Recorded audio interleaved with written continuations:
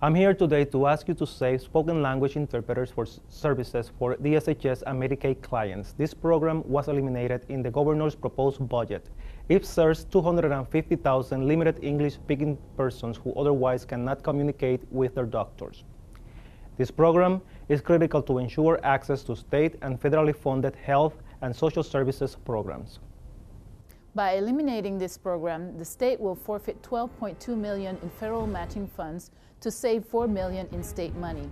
Receiving medical services without understanding them is not meaningful. In fact, it can be quite dangerous.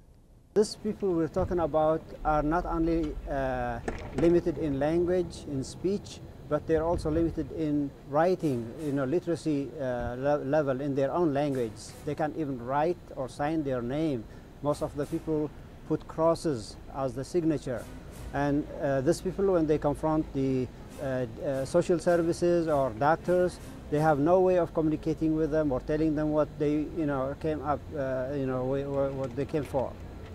Aside from just knowing regular everyday language, like situations like hello and bathroom and those kind of things, we're dealing with a situation that's a little bit more complicated, where you're dealing with medical terminology or court terminology, where the person has to know what the words mean because their life depends on it. That's my issue. This whole thing doesn't make sense because people's lives depend on it. I tend to think legally. I imagine that if this thing doesn't get straightened out and we don't find a way to fix it, there could be legal consequences. There's a fallback plan, which would be that it would fall onto the responsibility of medical providers to pay the cost, which means that in most cases those medical providers would refuse to accept Medicaid patients.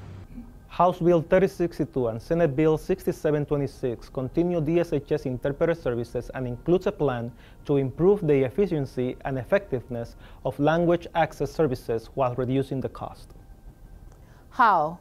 By removing the brokerage system and its associated overhead costs. The current brokerage system spends over 40% on overhead costs paid to middlemen as brokers and foreign language agencies.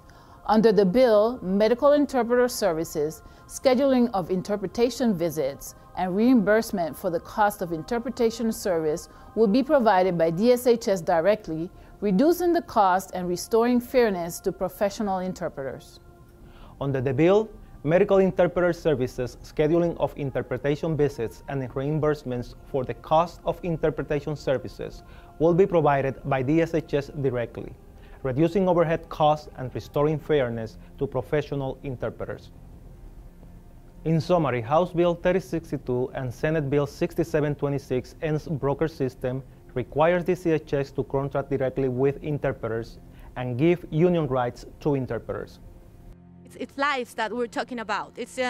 We're talking about numbers, and we say, we want to save money and we need to do that. But in the end, this is about lives.